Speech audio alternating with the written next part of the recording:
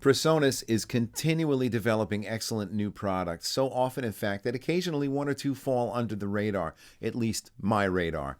Their new line of Bluetooth speakers, the Ceres 3.5 and 4.5, were announced about a year ago. 3.5 and 4.5 representing the size of the woofer, and both speaker systems have the same 1-inch tweeter.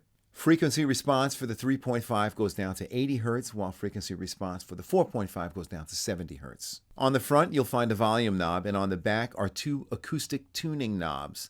Simply put, treble and bass.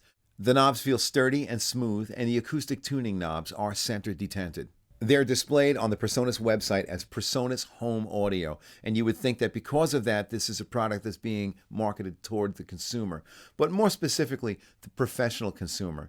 In fact, it says when you open the box, music is our life, Presonus is our day job, and these are the speakers we listen to at home. And for good reason. They're versatile and they sound great. In terms of setup and hookup, Presonus left out nothing. Connections include balanced TRS, unbalanced RCA, a stereo 1/8 inch, and of course, Bluetooth. There's an 1/8 inch headphone output on the front, and on the back there is a 1/4 inch sub out, which can be sent to a subwoofer such as Presonus' Temblor T8. And here's something I never expected. There is a standby power mode, which means when there is no signal going to the speakers for an extended period of time, the speakers go into somewhat of a sleep mode, which saves electricity. Now, that extended period of time is actually not that long. I walked out of the room for about 5 minutes, and when I came back, the Bluetooth light was red, meaning that the connection was off. Once the speakers sensed signal, the light flickered and reconnected within a matter of seconds. Now, I'm not going to get into how to set these speakers up. It's actually quite simple considering all the options Presonus gives you, and there are some videos out there that explain how to do it. It's really quite easy. Now, sometimes you'll use Bluetooth and sometimes you won't. We're going to use Bluetooth, obviously, when it's convenient to walk around your house with your music player, your iPod, anything that supports Bluetooth. But when we should not use Bluetooth is, for example, I had these speakers set up to my video editing suite. And if you're going to use sound effects, there is a slight delay when using Bluetooth. Now, this is not a design flaw. This is inherent in Bluetooth and what Bluetooth is all about. It's a radio frequency.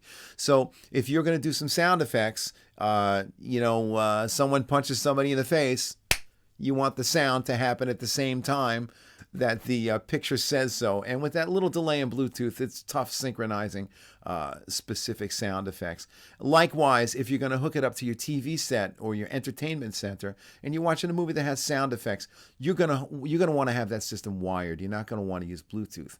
But then once it's set up, you can still pair your music player with your speakers while your speakers are hardwired to your TV set. All this stuff can be hooked up simultaneously. It's not like you have to disconnect one to use the other. The included wires appear to be very high quality, and they even tinned the end of the speaker wire. And with the headphone jack on the front, you can monitor audio at night without disturbing anyone.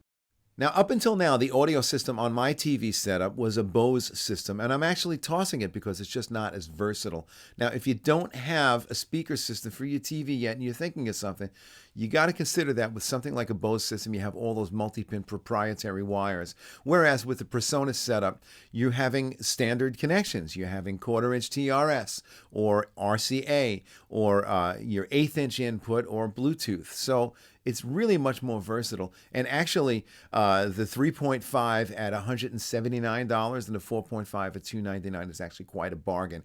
And you pair that with the Temblor T8 as a subwoofer, you got yourself one hell of an entertainment system. Now, bigger is not necessarily better. If you're going to use these as computer speakers on your desktop, the 3.5 is probably going to be fine. If you're going to use this to listen to music in your living room, you might want to step up to the 4.5. For your entertainment system, add the Temblor T8, and it's going to sound amazing. This is the most versatile set of speakers out there. They're solidly built, they're an incredible bargain, and they sound fantastic. Check them out, the Ceres 3.5 and the Ceres 4.5. And also take a look at the Temblor T8. I'm going to do a review on that soon. Thanks for watching.